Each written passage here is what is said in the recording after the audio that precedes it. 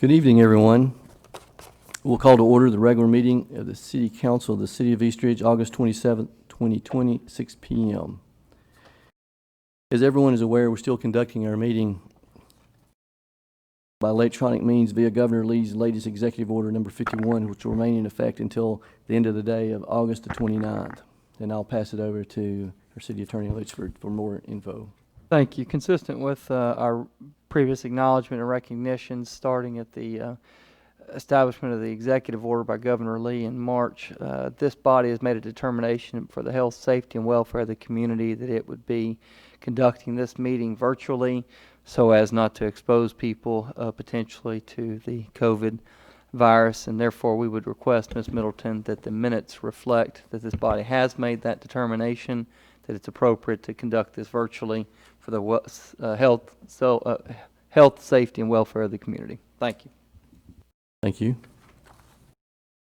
All right, I'd like to introduce Danny Lance, pastor of True Life Church and one of our police chaplains. If he will give us our invocation and lead us in our pledge. If everyone will stand.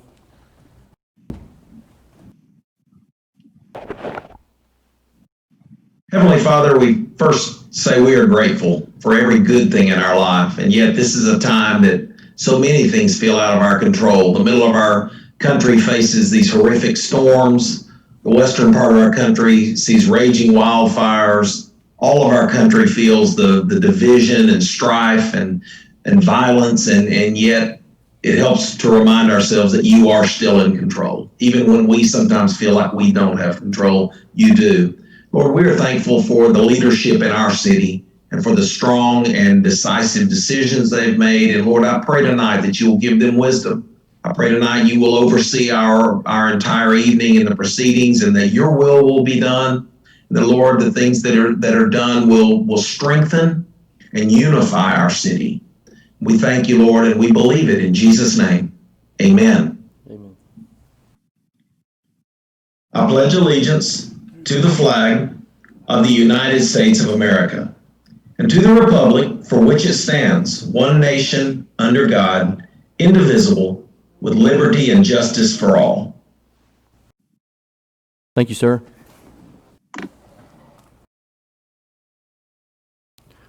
Roll call, Ms. Middleton. Mayor Williams. Here. Vice Mayor Helton. Here. Councilmember Cagle. Here.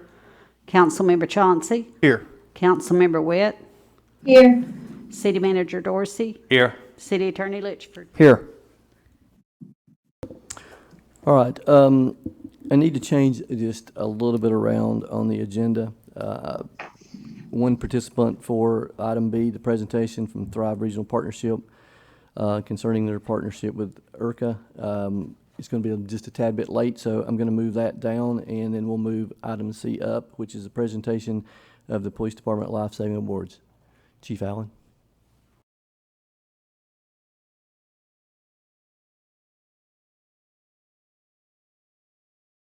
Hold on, let's get a mic for you. Thank you. We have one incident or 4 officers that were involved. All of the plaques will say the same thing. This first one will be presented to Lieutenant Ashley Hewitt in recognition of your life-saving efforts on July 28, 2020. When responded to a reporting drowning on Marlboro Avenue, you and 3 other officers here and 3 firefighters reacted quickly to save the life of a 14-month-old child. Your quick actions and concern for others, in spite of the potential danger, demonstrates your dedication and the service to the City of East Ridge. Presented this day of August 27, 2020, and this is an example of what our officers do every day. So, Lieutenant Hewitt.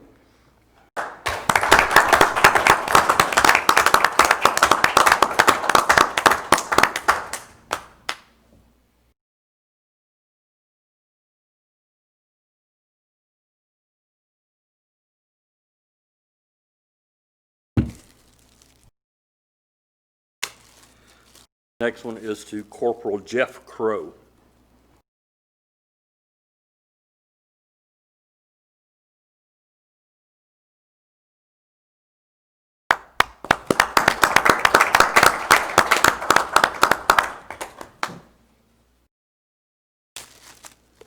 Officer Teddy Dyer.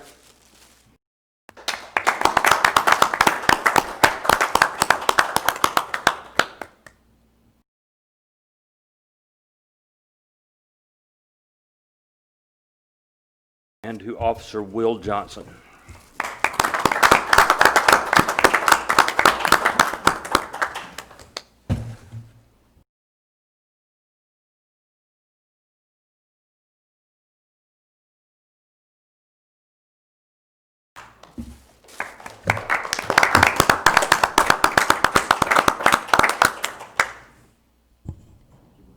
Keep going, or are you going to announce it?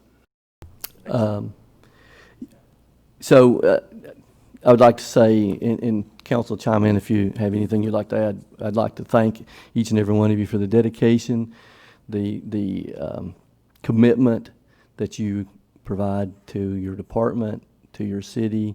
We definitely appreciate it, and thank you again for all that you do for us. We can never thank you enough.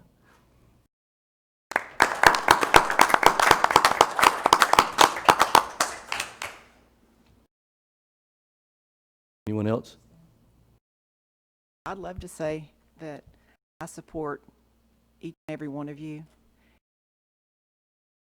There will be no defunding the police department in East Ridge.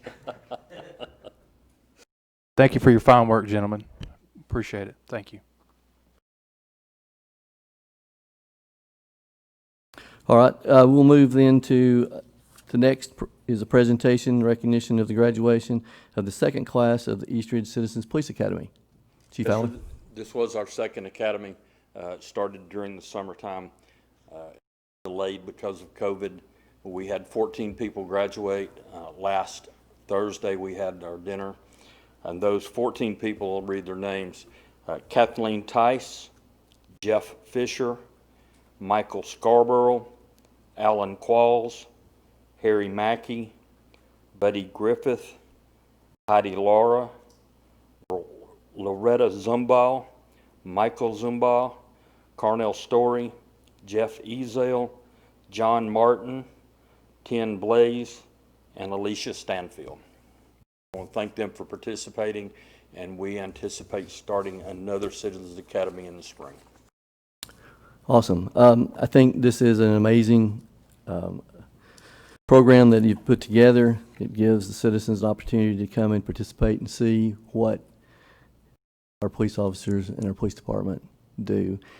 If you wouldn't mind, and I know you kind of repeat yourself, but for in case anybody's watching or will watch, give just a brief background of what the Citizens Police Academy is. It's a 10-week program. We bring, it's voluntary.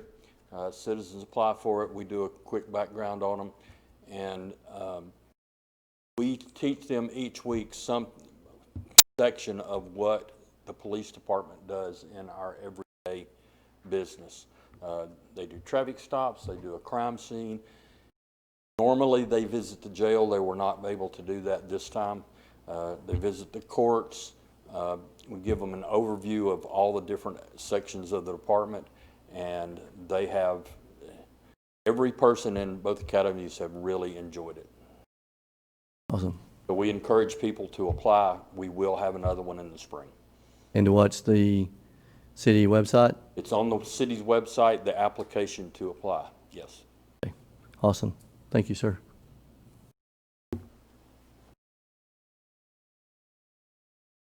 All right, I'm still going to have to hold on that presentation just for a bit longer, so we'll move into item 4. Consent agenda. It would be the minutes for August 13, 2020 council meeting and the approval of the approval of June 2020 financial statement. I'm sure everyone's had an opportunity to read through the minutes and the financial statements, and I'll entertain a motion for the consent agenda. I'll make a motion. Second. We have a motion by Vice Mayor Helton and a second by Councilmember Chauncey. Do we have any discussion?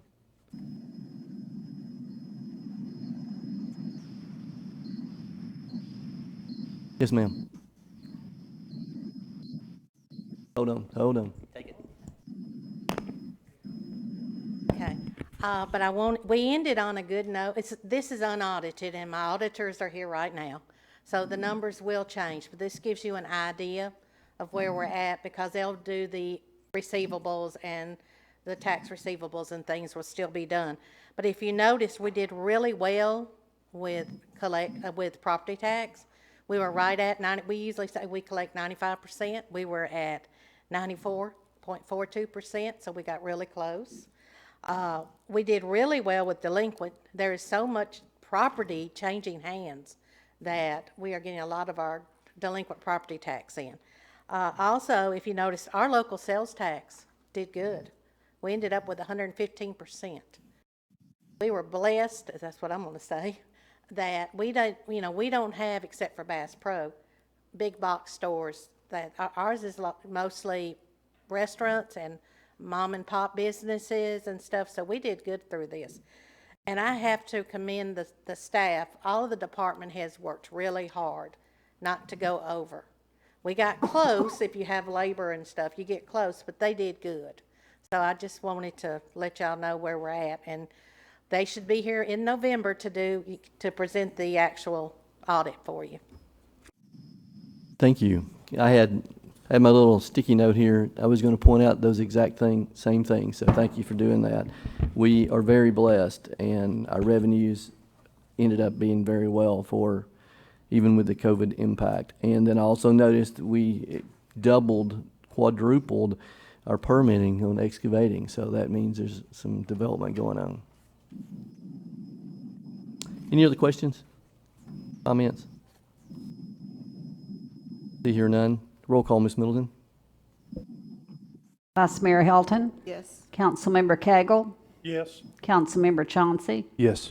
Councilmember Witt, Yes. Mayor Williams. Yes.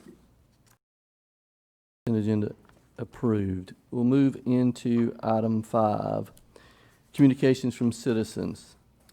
Since there's no opportunity, I'll get it out in a second, for live citizens comment during this meeting, any citizen desiring to address the City Council had an opportunity to submit their comments or questions via email to me at mayor@eastridgetn.gov from 12 noon yesterday, Wednesday the 26th, through noon today, Thursday, August the 27th.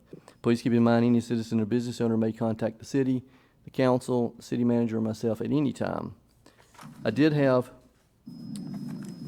one email for citizen communication that I will read and then submit to Ms. Middleton for recording it.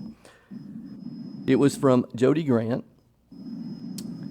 707 Astor Lane, and her email is, I, Jody Grant, simply want to thank you to Earl Wilson for all the work on the liquor store referendum petition. His dedication and determination is a catalyst in the progression of our city. Earl faced many challenges, time away from his family, and countless hours on this project, but his preference paid off, and he was able to get enough signatures. He's an asset to our city. Thanks again. I'll set that there. We can get it later. All right. So we'll now move into communications from council members.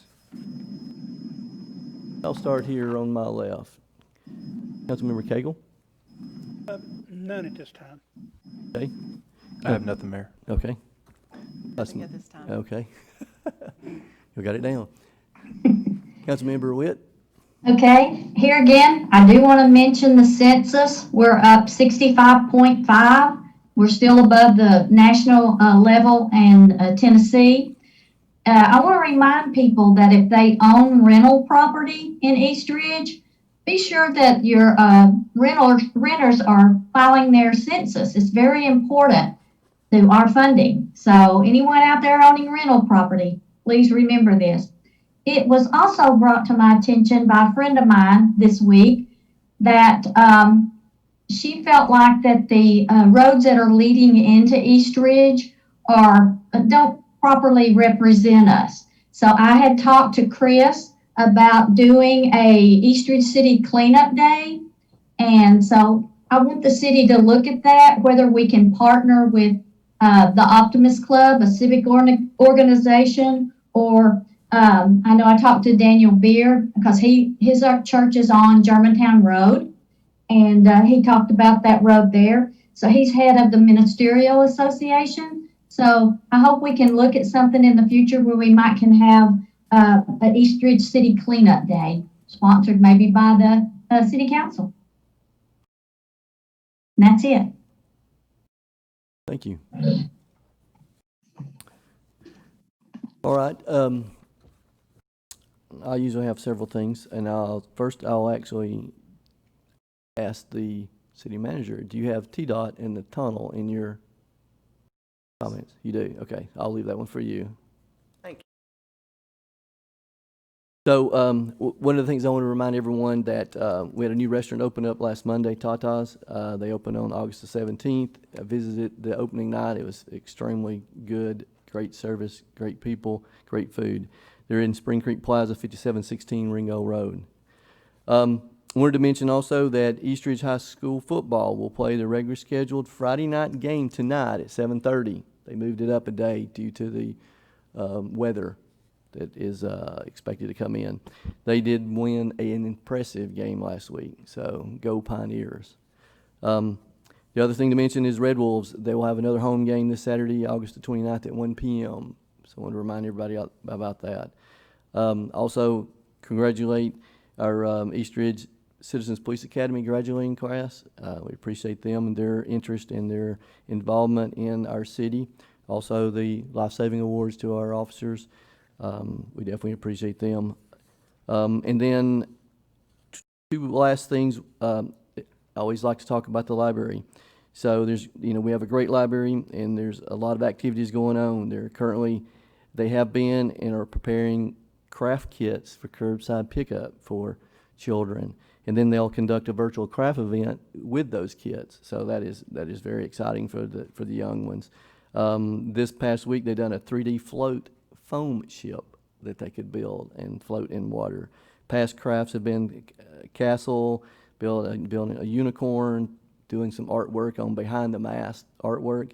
And then one of the crafts was in conjunction with the Seedlings Garden Club, where they actually built a hummingbird feeder. So great things are going on at our library. And don't forget about the books. They're getting new books regularly, and you can reserve your books and pick them up curbside and drop them off at this point in time.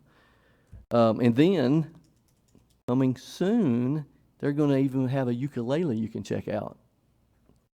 And so I think that's pretty cool. If you want to learn to play a ukulele, or if you can play one and you want to rent it, check it out. And then lastly, I want to say be careful. Tomorrow and Saturday, there's through the mid-afternoon, there's a possibility of strong winds, storms, heavy rain from the remnants of Hurricane Laura, and keep in your prayers the Louisiana and Texas area where it actually made landfall and moving up and going to be coming over the top of us through the Nashville area and everything. That is all that I have, so I'll pass it now to our city manager, Mr. Dorsey. Thank you, Mayor. I just have a couple things today. First, I did want to thank Joe Deering and his staff at TDOT. They placed and fixed all the lights in the eastbound tunnel coming into East Ridge over there. So it's a lot safer, a lot brighter, which is nice. And they've also lowered the height restrictions that are allowed for the tunnel. I believe both directions are now 11 feet, if I remember correctly. And I don't remember what it was, but I know it went down by a couple inches to try to help. Assistant City Manager Custer and I are going out to TDOT headquarters tomorrow for a meeting to talk about some other road closures or ramp closures or things that might be happening through October. And they are making sure that we are well informed of what their intent is on what will be happening with those roads and any of the impacts that might have on the roads here in East Ridge. So we're very thankful that they're including us in all that, and we can actually be proactive instead of reactive, which is very, very nice. I'm very appreciative of TDOT for that. We are finishing up our paperwork with FEMA, dealing with the April tornadoes. We were trying to get as much of it done as we could before the hurricane hit this week, because I know from past experience, once there's another major natural disaster, a lot of the staff that helps you has to go rush off and take care of those things for a while until things can calm down a little bit. So, but we're very, very close with that, and I want to thank Kenny Custer and his staff for working on those and helping to get the paperwork together along with Amanda. And they've done a very good job itemizing and making sure that we've had as much documentation as we possibly could have to justify the cost that we've spent during these storms. As you know, we made the decision to pick up the debris ourselves rather than contracting it out. So we were able to save part of that money to purchase another knuckle boom loader and to be able to keep the dollars here within our city and try to save our taxpayers some money on this too. So we're very thankful for that. Last thing I have is I was asked by Chief Allen to mention this again. National Night Out is at the moment scheduled for October 6th. They had a large meeting on that this afternoon in the back of City Hall to start doing some planning for it. But he just wanted to make sure that you all and our citizens would put that on their calendar. It'll be the night of October 6th. And that's all I have. Sorry, I'm making a note of that. All right, thank you, sir. Thank you. All right, I will move into old business. So, under item A, ordinance number 1133. An ordinance to submit in referendum to the people of East Ridge, Tennessee, the question of amending the charter of the city of East Ridge, Tennessee by amending section 6-B1 of the charter.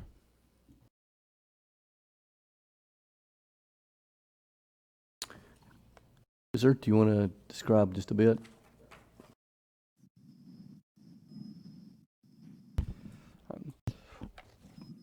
What this will be on the referendum. It will be for the November referendum, the vote, and I talked to Mr. Steelman yesterday. It'll go on the ballot if approved tonight, and this will remove the city residency requirement. It does not eliminate any applicant that resides in the city of East Ridge. It just simply allows the city judge to be selected from the entire 11th Judicial District, which is Hamilton County, and it allows this city an opportunity to have potentially a greater applicant pool if approved. Thank you, sir. All right, and this would be the second and final reading. So I'll entertain a motion for ordinance number 1133. Make a motion to approve ordinance 1133. Second. All right, we have a motion by Councilmember Chauncey and a second by Councilmember Witt. Do we have any discussion?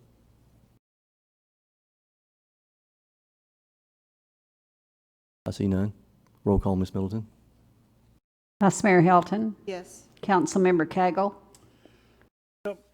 I still think every elected official in East Ridge needs to live in East Ridge. I'm going to vote for this just to give the citizens the right to vote for it. So, Councilmember Chauncey, Yes. Councilmember Witt, Yes. Mayor Williams. Yes. Ordinance number 1133, passed second final reading. We'll move to item 9, new business. A, ordinance number 1134. An ordinance of the City Council of the City of East Ridge to amend Section 8-214 of the East Ridge Municipal Code pertaining to hours for selling beer. City Manager Dorsey. Thank you, Mayor. This was brought up by a couple business owners asking us about Sunday beer sales and also about Sunday alcohol sales. Currently, we are under a noon Sunday beginning time for those sales. We can go back to 10 o'clock. State law was changed dealing with alcohol to be able to go back to 10 o'clock.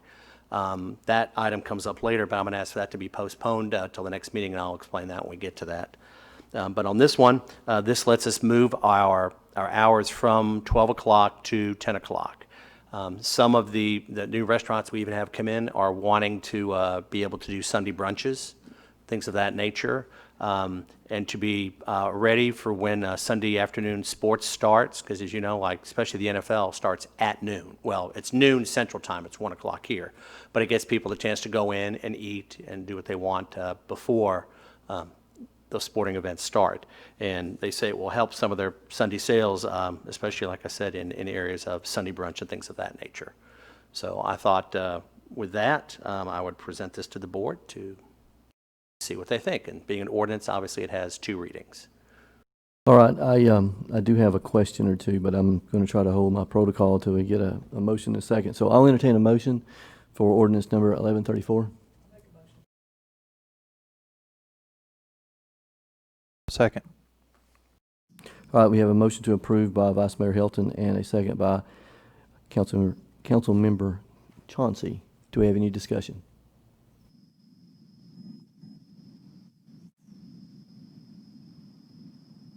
So the question I had was, we're talking about noon to 10 on Sunday. That'd be Sunday only. What is the, correct? Moving it from Noon to 12 10 noon to 10 a.m. on starting Sunday. time. Yes. What is the normal regular day of the week hours? It could be 8 o'clock in the morning Okay. till 10 o'clock at night. So it's even earlier than that. Yes, and I'm not sure what it is on beer, but that's what it can be on liquor right now, state law. Okay. The 3, excuse me, yes, you are correct, thank you. 8 a.m. all the way to the next day at 3 in the morning. Yes, that's Right, correct, okay. right, Night to Sunday. Right, okay. right. That was it. I was just trying to clear up what it was for the other days other than Sunday. That's, I guess that's really the only question I had. And if I could, to finish up what I was saying before, I was waiting for the motion. This is the ordinance that handles the beer issue. Ordinance requires 2 readings. So if it's passed tonight, and then it would be on the September 10th agenda, that would be for the second reading. Item C is a resolution, which I can still discuss tonight, but item C deals with the alcohol part of the equation. That only is done by a resolution. Through miscommunication that I had with Janet, and I take responsibility for it, it should have been on the upcoming agenda because you don't want one without the other. So it would just make sense that if this passes tonight and it goes on the agenda Sunday, you would want the liquor one to be on at the same time if the beer one passes. You don't want it to coincide. Yes. Okay. All right. If we don't have any other questions, roll call, Ms. Middleton. Vice Mayor Hilton, Yes. Councilmember Cagle, No. Councilmember Chauncey, Yes. Councilmember Witt, Yes. Mayor Williams. Yes. Ordinance number 1134 passed first reading. Move to item B, ordinance number 1135. An ordinance of the City Council of the City of East Ridge, Tennessee, to amend the fiscal year 2021 operating budget, ordinance number 1129, for various revenues and expenditures in the general fund, grant fund, and capital projects fund.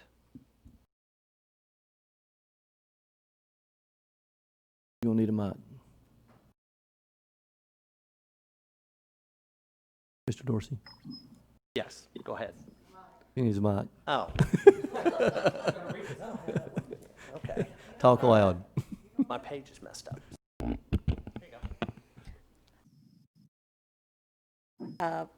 Like I said, if you remember at the last meeting, I told you that I would have in here where we're doing the repairs to the police car. And so that is also in here. And you'll see where PEP gave us a rebate. They voted for, and decided to give all of their cities a rebate of some money back, and they gave us $60,000 that we got in July.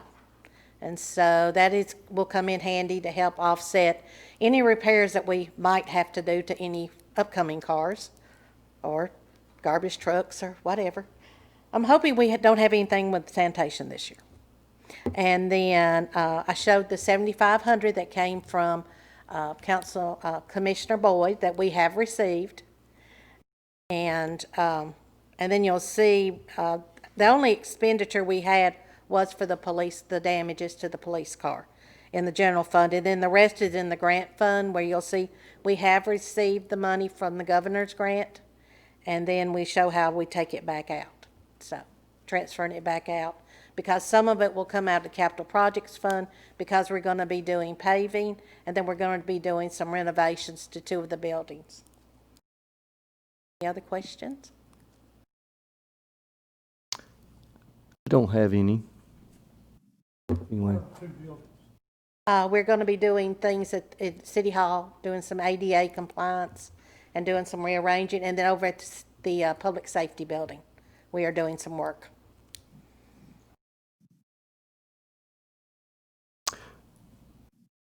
I'm glad you brought that up because I had that in my notes and I failed to mention it. I'd like to make a gracious thank you to our Commissioner Boyd for his donation that he made a while back for our SWAT rifles. So, and we accepted that check yesterday here at the police department, and he provided it to us. So, a big thank you and kudos to Tim Boyd for his involvement and support with our city. All right, so I'll entertain a motion for ordinance number 1135. Make a motion to approve ordinance 1135. Second. All right, we have a motion by Councilmember Chauncey and a second by Vice Mayor Helton. Do we have any other discussion?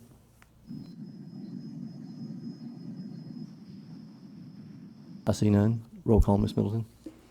Vice Mayor Helton, Yes. Councilmember Cagle, Yes. Councilmember Chauncey, Yes. Councilmember Witt, Yes. Mayor Williams. Yes. Ordinance number 1135 passed first reading. So we'll move to item C, resolution number 3073. A resolution of the City Council of the City of East Ridge, Tennessee to rescind resolution number 1146 and to opt back in to an extension of hours for sale of intoxicating liquors. Yes, sir. And this is the one, Mayor, I would like to request to move to the next agenda. Next meeting agenda. All right, so we'll move this to September 10th.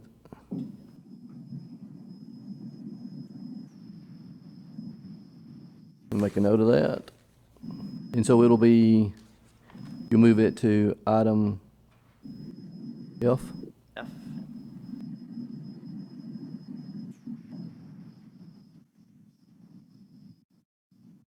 Okay. Thank you. You're welcome. So I'm going to go back up and see, we're at the end of our regular agenda to see if we had our other participant join us for our presentation from Thrive. Josh, do we have anybody waiting to come in? Two? Okay.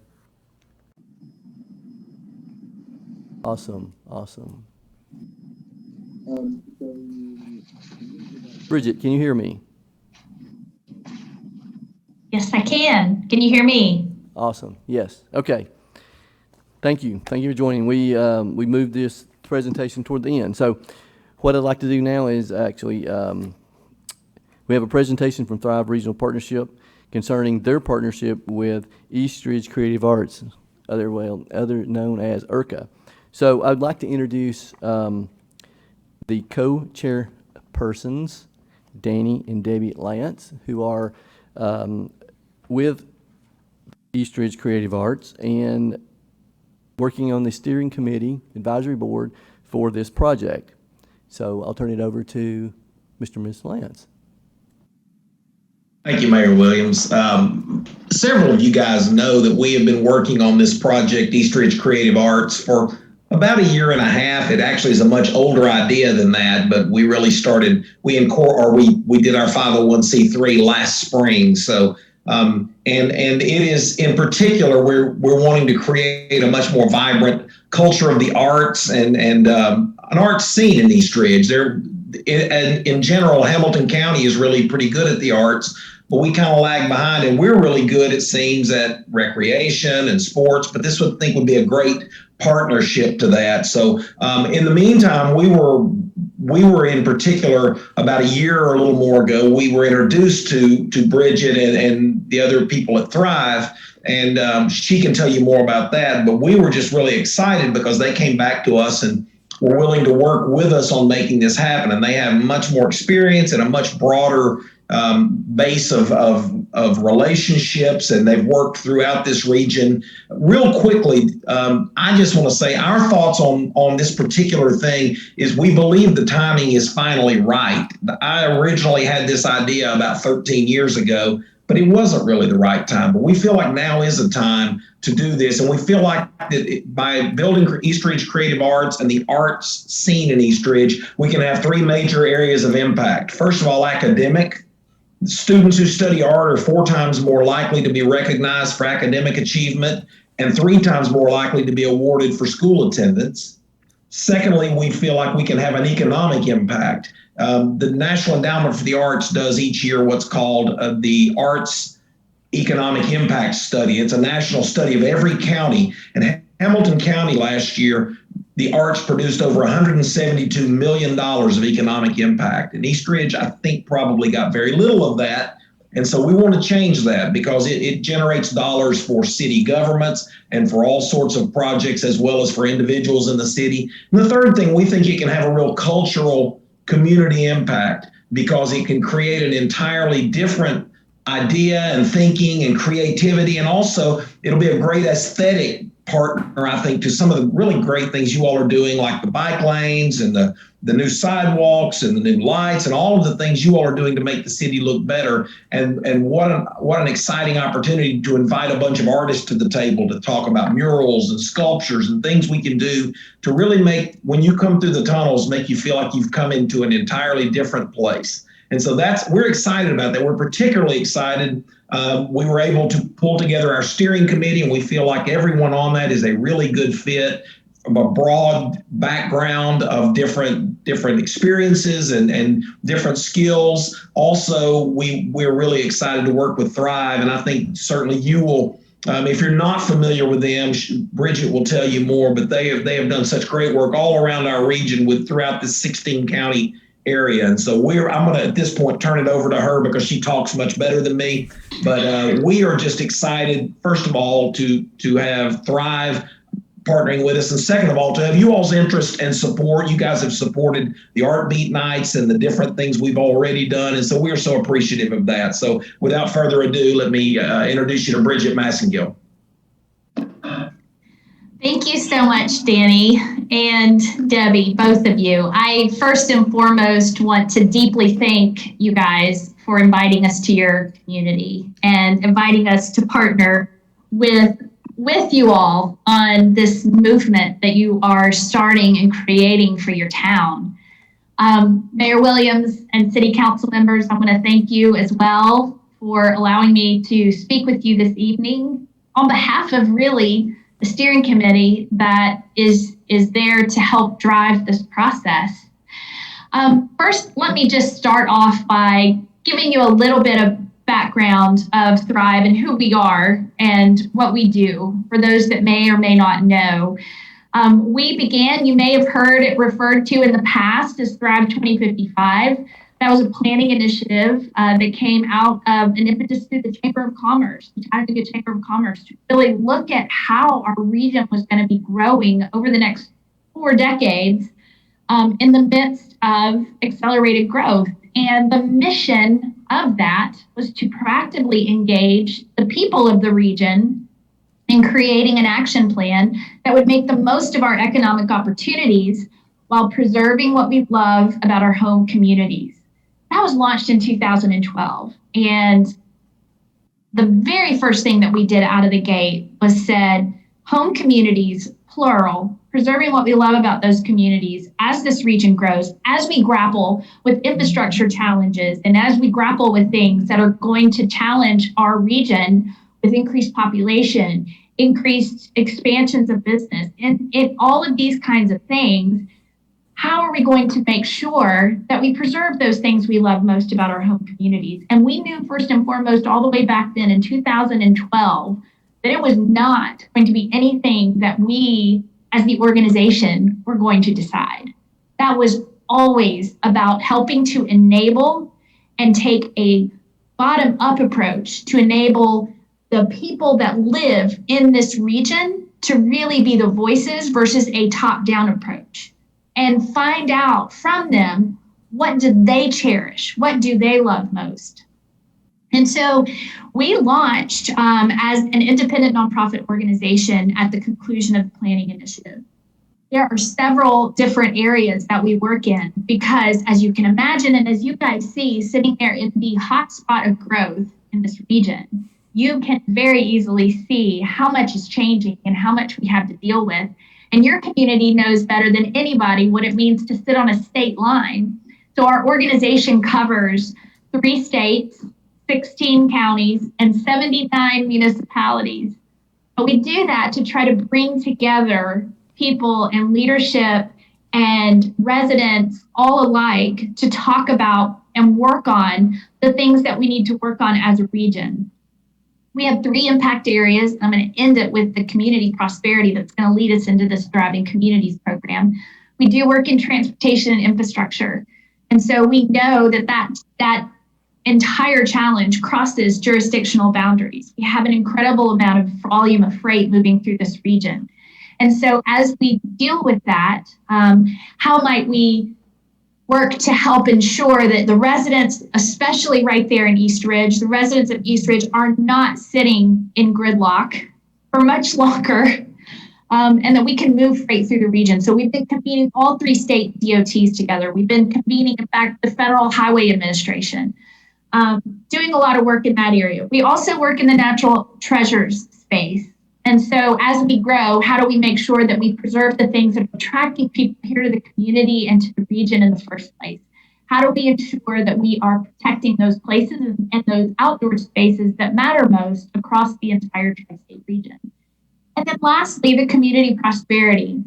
So it really goes back to that original statement of understanding that with a growing region, we can look at infrastructure. That includes broadband, if I might add to that as well. We can look at infrastructure. We can look at the broadband issues and those needs. We can preserve our natural treasures, but our communities are the lifeblood of this region. The communities are why people even come here in the first place. The communities are where people spend their money, where they want to experience something different and unique. And then maybe, and those that already do, live here.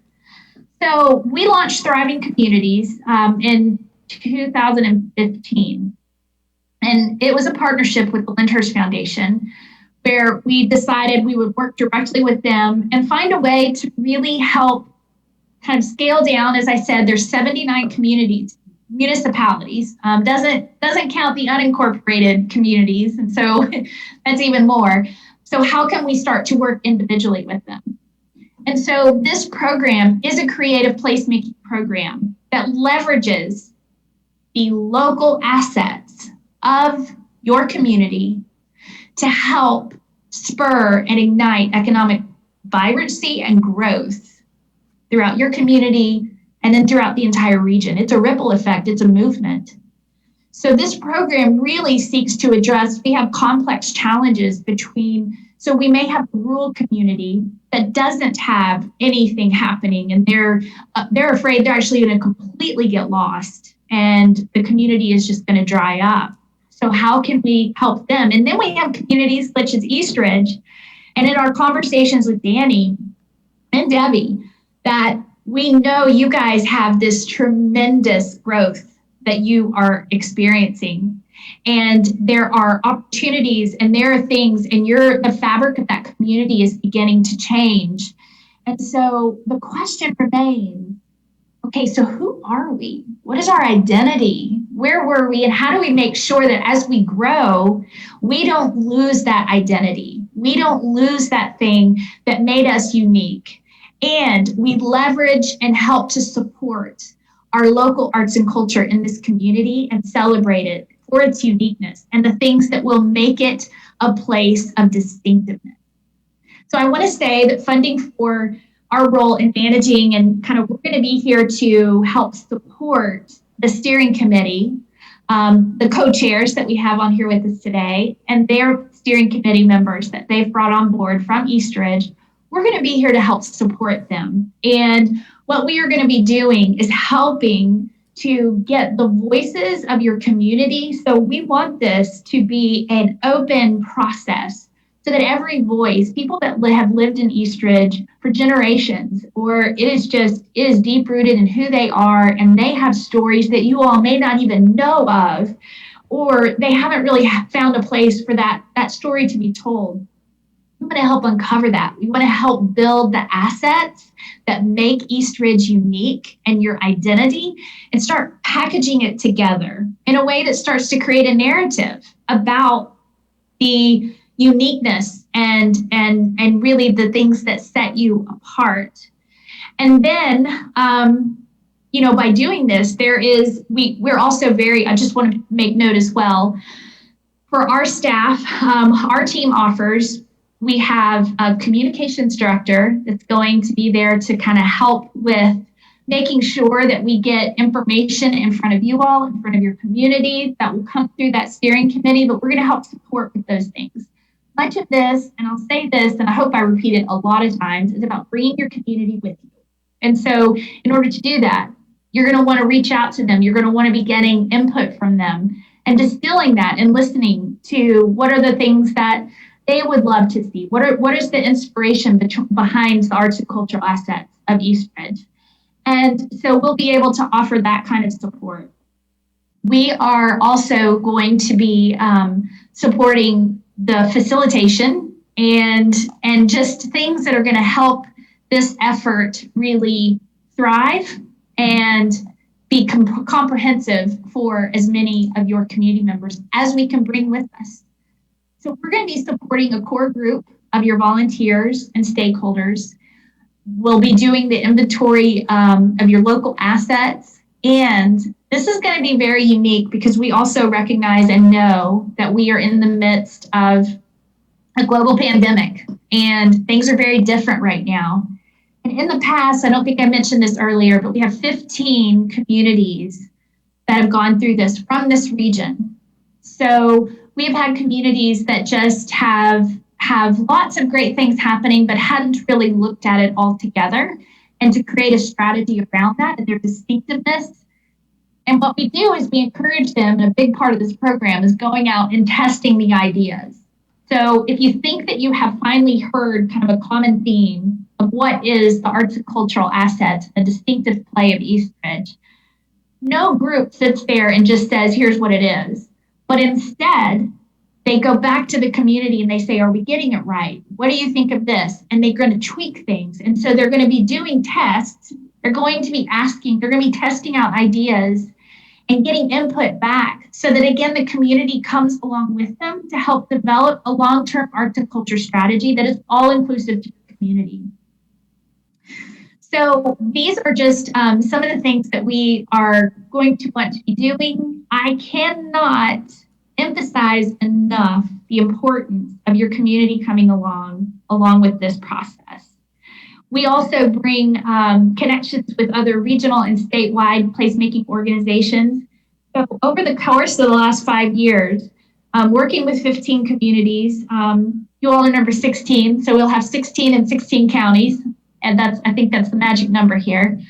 What this also means is there is a network of people across the region, from the further stretches of Athens, that's the top of our region, down to neighboring communities across Northwest Georgia, including Dalton, Lafayette. There are so many communities that have been engaged in this process, and they are all learning to be champions of each other and celebrating each other. And when you have events or you have things that are celebrating your culture and your arts, this network is going to work together, help share ideas, and invite people to their events, and then really creating this ecosystem within the region that celebrates the uniqueness of each of our very special places throughout this entire region. So it's a network in that sense, and then there's also a network of expertise through our state agencies. The Tennessee Arts Commission has been a very heavy supporter with us and has gone along this journey with us. There's other regional organizations that cover multiple states that are very aware, and we've developed that relationship with them. So when there's a challenge that might come up, we'll be able to reach out to those networks, be able to talk with them and help bring them to your community and help just really shape the future based on what you all want for that future. So at the end of the day, we're going to be able to deliver to you through this work a comprehensive catalog of what those unique local arts and cultural assets are, what you have. We'll also have a catalog of ideas that the community has said that they would love to see in the future. We're going to have a defining statement that's going to speak to the unique character of your community. This is designed by you all. This is designed by the community. This is just the platform Thrive is to help bring those voices together and determine what that distinctive play is. And then we're going to really have a very simple but very important arts and culture strategy that's got a guide to help implement. How will you implement that? And it starts to really string together and link together all of these great efforts that are happening already throughout Eastridge and creating a cohesive brand behind that. So with that, here.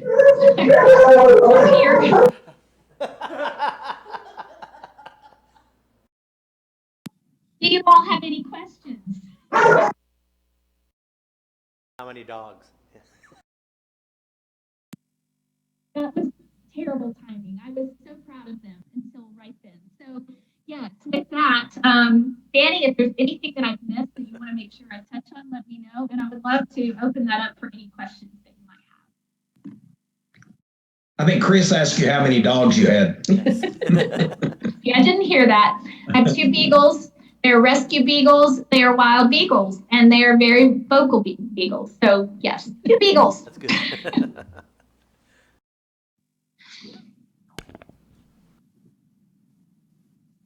Does anyone have any questions, council? I would like to say I'm very, very excited of this partnership. The potential is amazing.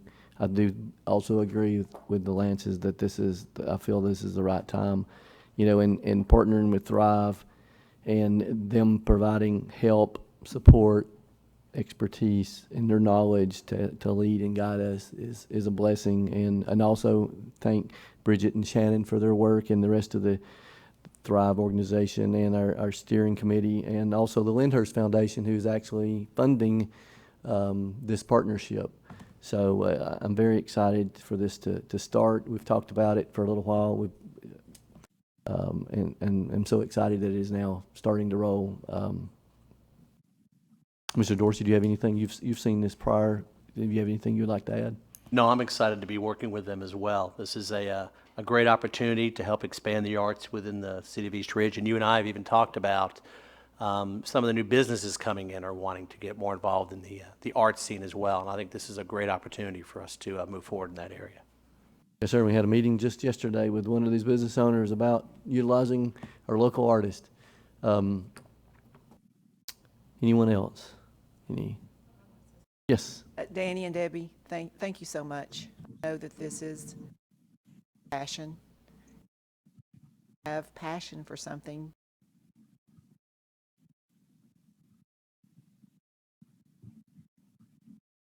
Thank you guys so much for your support. I mean, it means the world to know that the city is all together and all excited about the growth that is here and the potential that we have in front of us. So, it is a great time. It's the perfect time.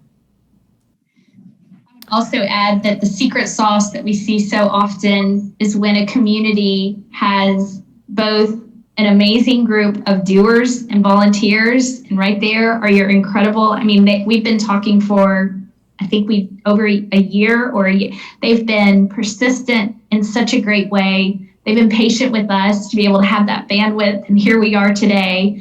But they are doers, and we've convened with the steering committee, and our team was just so excited to work with them. And I'm just completely so excited to see stars aligning in a time that can really make a difference in your community. And then the second part of that secret sauce is having the city there with you. And so, as you can imagine, in endeavors like this, sometimes you either have the public sector is all on board and the citizens aren't really there, or you'll have the citizens ready to go and they're just wanting the public sector there with them. But you guys have such support. I am so excited to just kind of help convene the table. It's going to take you to some amazing places.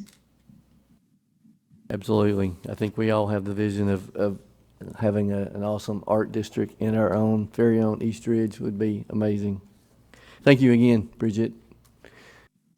Thank you, Mayor. And I will just end with There is a video about this program that is on our website, and I would encourage anybody to go to that website and see that video to see a little bit more on your own time. It's always a better version on your computer than trying to stream it. So our website is thriveregionalpartnership.org, and find it, and it'll help to see a little bit more about what we'll be doing. And if it's okay, Mayor, we'll see if we can get that link and put it on our website. Yeah, I was going to ask if they would like to post that on our live feed on Facebook, and then we also can put it on our website to make it. I do believe my team has posted it on the Facebook feed as we speak, so they're on it. Excellent. Awesome. Thank you again. Thank you. All right, we will move into item D, discussion of the tentative agenda items for September 10th, 2020 council meeting. It'll be attachment A. So item 3B will be a presentation of the East Ridge Community Care Program. Chief Allen, would you like to briefly talk about that?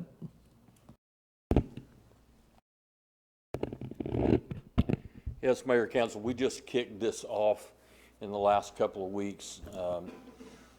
Basically, the community care program is people volunteer to be a part of it.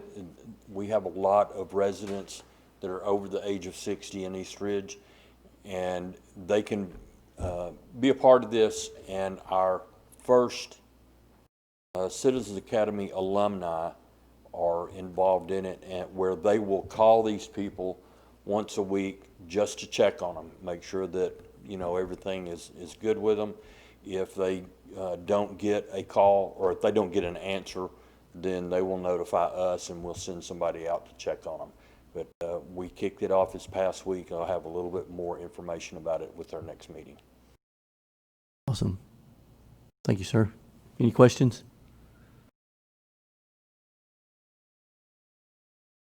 All right, we'll move to item 4, declaration of surplus property.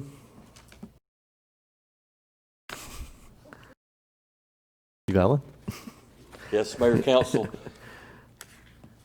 We started earlier this year of the project to come up with a unique badge, police badge, for our officers.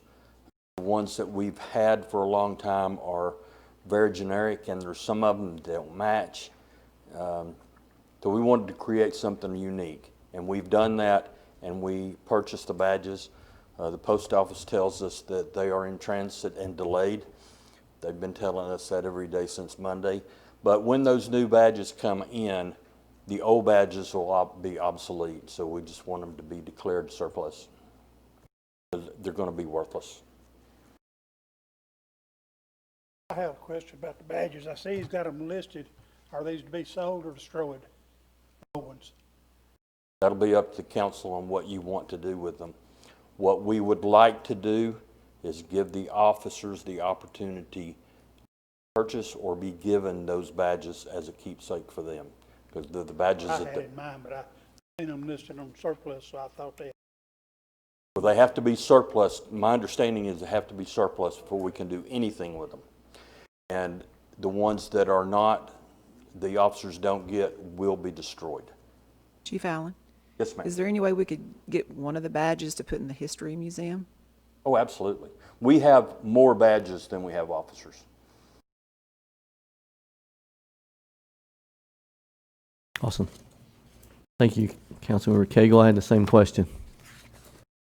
All right, so there's no other questions on the declaration of surplus property. We'll move to item 8, old business.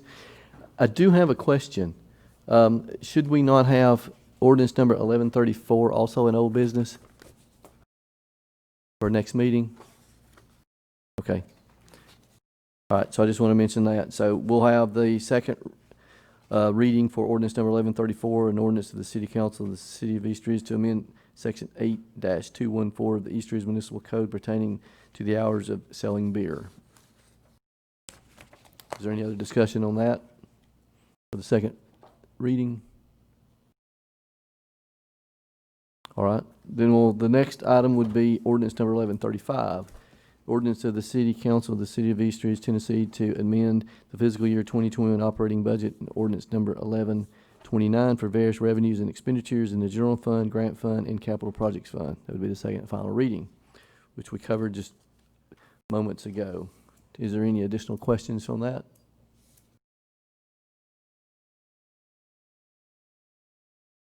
I see none. So then we'd move into the new business. Item A, an unnumbered resolution, bids for annual street department materials to be open on September 1, 2020. Is it City Manager Custer? Yes, Mayor and Council. Every year we submit bids out for supplies and materials, whether it be pipe, sand, block, just annually for us to be able to have a selection to go through. So those will open on September the 1st, and we have staff calling around to make sure that we're going to have adequate bid opportunities. Yes, sir. Didn't we bid that out just before the budget so we could include it into the budget? No, we bid at the same time, just about the same time every year. It wasn't in this budget for this year. Or the bids wasn't in this budget for this year. Any other questions? I see none. Move to item B, another unnumbered resolution, bids for street improvements in Camp Jordan parking lot expansion to be open on September the 2nd, 2020. Yeah, Mayor and Council, again, we have all the engineering work done. We have all the bid packets uploaded, and contractors are already receiving those and replying back with comments. The bids for the street improvements include the resurfacing of McDonald Road. We've received, we and you all have also received several complaints about the status of McDonald Road given the amount of street cuts that were done on that street. Hilton Drive is also included. However, we're going to do that as an ad alternate. Is probably the way that's going to work out.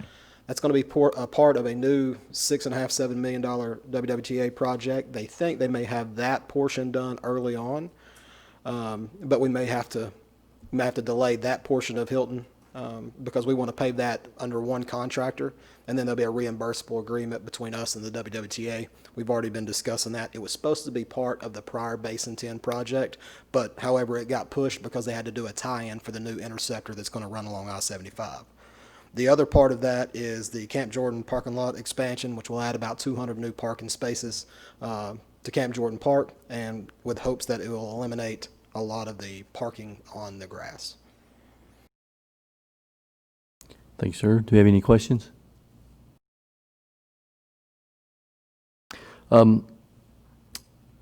As both of you know, it's near and dear to my heart about the condition of the roads in our city. So you know very well. I'm glad to hear that we've got some resurfacing projects, but it's we need to find an avenue and a revenue stream so we can get some more additional streets repaved and resurfaced, and monitoring our street cuts closely and hold them responsible, the utilities, for cutting our streets for repairs, and follow up within the year. I think that they're held responsible. So yeah, and that's much easier to maintain under new surface conditions. It's a little more difficult to maintain under something that hasn't been paved in the last 18 years. But we have somebody that's tasked with that right now, one single person, and they're pretty much dedicated to that, amongst his other job, obviously, but he has taken pride of making sure and has been very successful on getting those repairs made correct. I will add, since we're talking about resurfacing a little bit, some good news is the McBride project, McBride Road resurfacing, is moving along pretty well. We had a call with the state today. That's very promising. We're going to be filing some documentation on the John Ross project. WWTA should wrap up there in around November on John Ross. They've got a project in that Basin 3 or 4C, which is going to require an open cut on John Ross. But that's another project that's kind of been in the hopper for a while. That's had the design work done, just hasn't come to fruition. And then we're also going to have some funds available somewhere to the tune of about $1.2 million around October of 21 for us to work on more functionally classified streets. So awesome. We do have some things coming on. It's just it's making. So arterial roads, so McBride, Belvoir, John Ross, Moore Road, Germantown Road, roads that connect from Chattanooga to here, so arterial roads. And I understand that we're strapped with the revenue streams that we have, but, you know, we need to try to look at possible revenue streams that we can focus on our roads, because I see comments daily, and I drive them daily, and it's aging, and I know it hasn't been maintained and taken care of throughout the years, so we are where we are, but now we're the ones that's got to take ownership of it and try to make it better, and I appreciate it. That's something else we're working on is, so all of our major intersections need to be resurfaced. Even if we don't end up paving the entire street, we do have to do some resurfacing and correction of those intersections, which will also require some loop changes and stuff. So Yes. we're working on a whole array of paving projects. We're actually hoping to have projects, have them engineered, have them designed and ready to go. So when the season's right, the funding's there, you move forward with the project. Good to know and good to communicate. Any other questions? All right, then we'll move to item C, an unnumbered resolution, bids for soccer field expansion to be open September 2nd, 2020. Again, all these, this has been designed, and discussed at great length and at different times over the last few years of just now getting to this point with the parking lot expansion, some other things, and simply that growth. We're actually outgrowing the space that we have. This would allow for 4 additional soccer fields. There's an add alternate in there to utilize a portion of Camp Jordan that's called the Hole, which is actually a field. It's laid out like a field. It sits lower than the rest of the fields. If you think about fields 7 and 8, which is in the back of the soccer complex, all it would be some irrigation. It actually drains better than some of the other fields. So the potentially would be to bring actually 5 online. We not just talking about, I know this says soccer, but we're looking at more multi-use. Yes, we have plenty of soccer going on. Yes, we're busting at the seams, but we have a tournament coming up, which is a grass volleyball tournament, which is new. I mean, and they're wanting to schedule many events. We don't have enough space or dates to accommodate the amount of lacrosse that's wanting to come in. We've been contacted by rugby leagues that's wanting to be a part of it.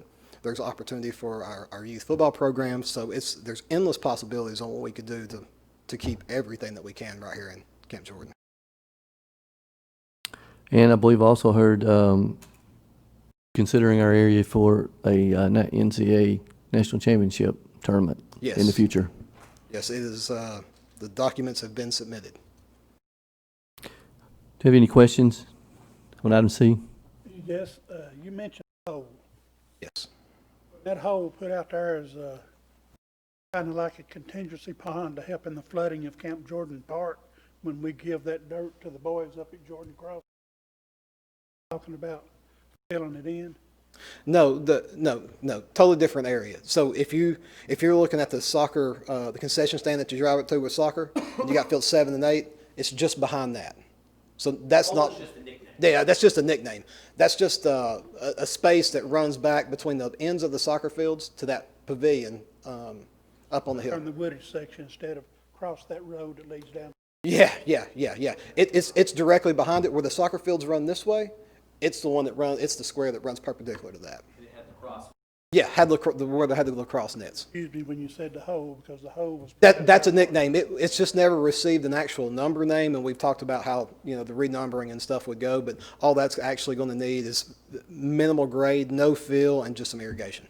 So, and we're going to be tying in right next to it. So.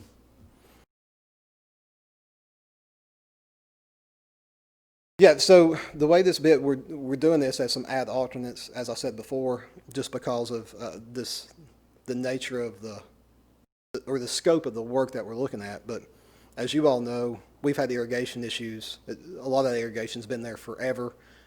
It's been repaired and patched, and we've been having well issues. Last year, if you remember back in August, we were really struggling to get the amount of water that we needed on the fields.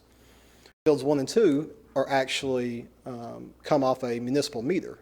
So you pay, I think will be $7,000 one month, $8,000 in fees.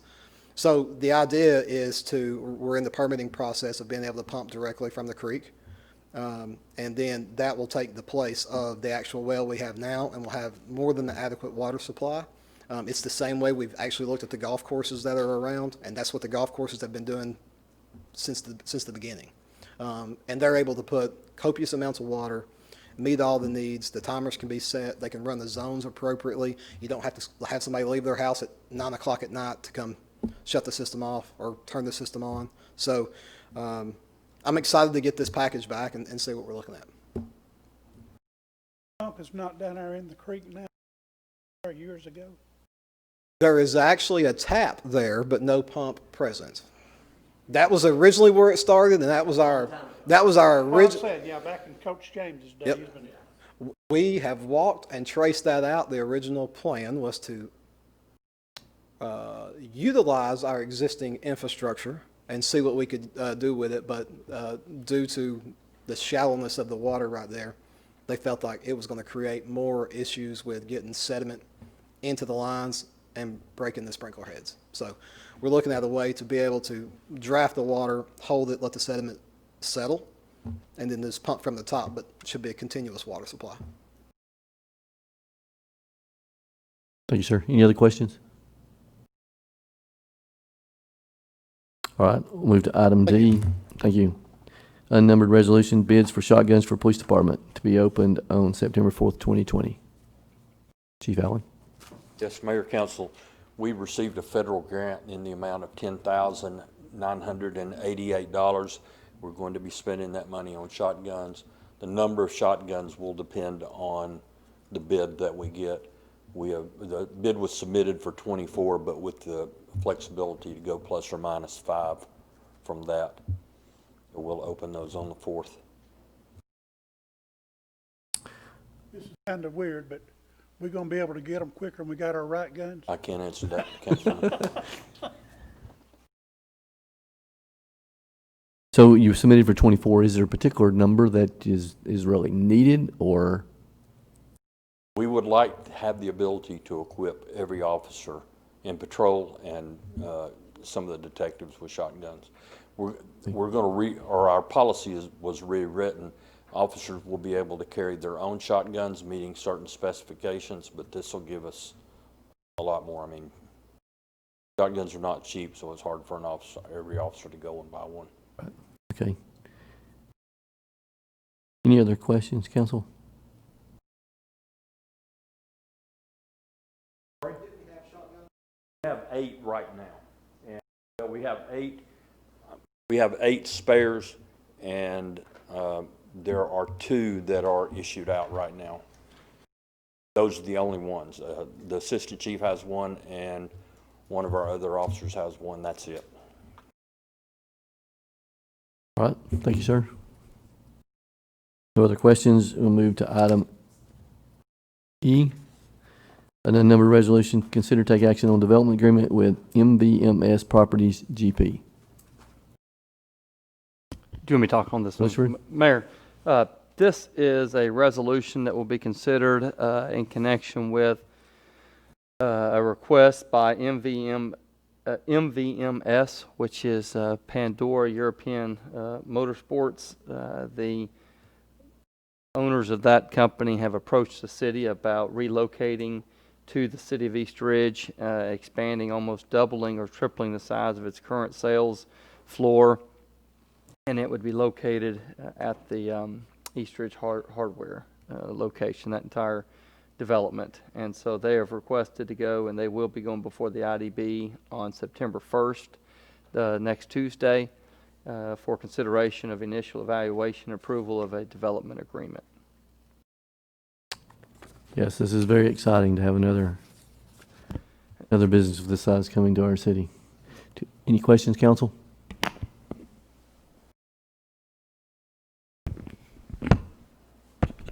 All right, I'll see none. I'll move to item F, and that is the new one that we added for moving resolution number 3073, resolution of the City Council of the City of East Ridge, Tennessee, to rescind resolution number 1146 and to opt back into an extension of hours for sale of intoxicating liquor. Thank you, Mayor. Mr. Dorsey? Thank you, Mayor. Back in 2004, the state of Tennessee changed the hours in which municipalities could sell liquor on Sundays. And it was changed from noon back to 10 a.m. I kiddingly refer to it as the Titans Law because that's when they changed it, when football was moved to Nashville. And on Sundays, if people wanted to go down and tailgate or enjoy themselves before the game started, it gave them reasons to either go to eat and do things before the game ever started, because the game started at noon on Sunday. With that, the state law also gave an option for municipalities, if they wanted to, they could opt out of that law. And back in 2004, East Ridge did do resolution number 1146, which opted out of the extension of hours from Tennessee Code Annotated 574203D5. That same section says that cities that have opted out can also do a resolution to opt back in.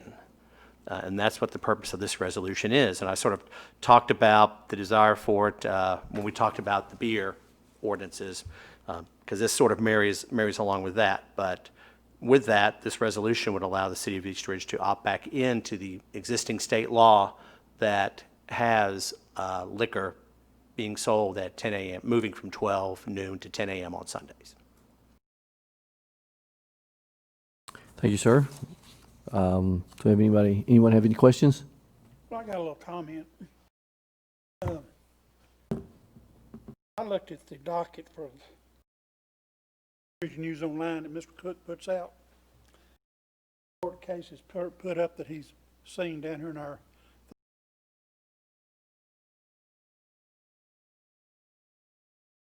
one Tuesday there over 25% of the court cases alcohol related. That has nothing to do with domestic violence. I don't know, that's either drug or alcohol. The other Tuesday, 25 plus, alcohol related.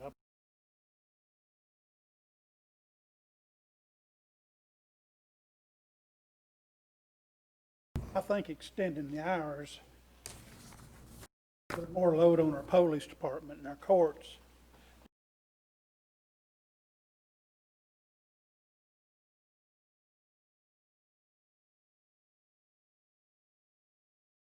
Thank you, sir. Do you have anybody else? Just because they were arrested in East Ridge does not mean that they bought the alcohol in East Ridge or consumed it in East Ridge. They may have just been passing through East Ridge.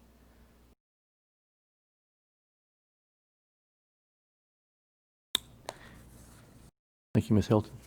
Anyone else?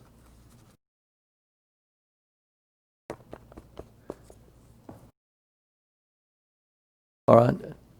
Does anyone else have anything they would like to add to the tentative agenda for September 10th, 2020 council meeting? What I would like to, if I could mention real quick, we are doing a public hearing after the September 10th the September 24th meeting. And I'll mention it real quick here. We were putting the ad, giving the ad to the Times Free Press today to go ahead and mention that. We're going to do, it's for the land conversion at Camp Jordan. You have to do a public hearing related to the land conversion. So our plan is to schedule that for September 24th at the community center in the gym so we can have proper social distancing. And we would do that at 7:30 on that Thursday night. So it'd be pretty much right after our council meeting. So, thank you. I was wondering if that was going to be mentioned. The memorandum, let me make sure that I understand. You're saying it's going to be here at the community center, even though the memorandum says the City of East Ridge hereby gives notice of a public hearing to be held at 7:30 p.m. Eastern Standard on Thursday the 24th at Camp Jordan Park at the Osborne Stadium located at the east portion of Camp Jordan.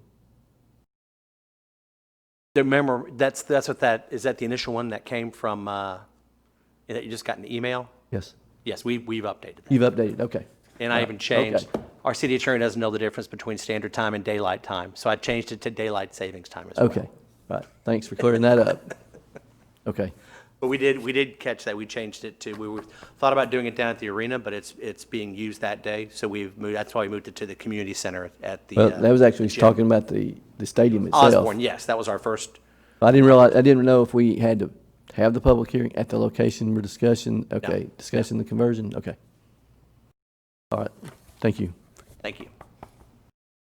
All right, Mayor, in connection with taking action on development agreement, there'll likely be another development agreement that'll be up for consideration as well for the Emerson Russell Trust, which has the property, I believe it's located at 6511. I believe that's correct, Okay. yes. All right. I didn't see that, but that will be on, that will be considered by the IDB on next Tuesday as well. And that's for the construction of a Portofino's restaurant.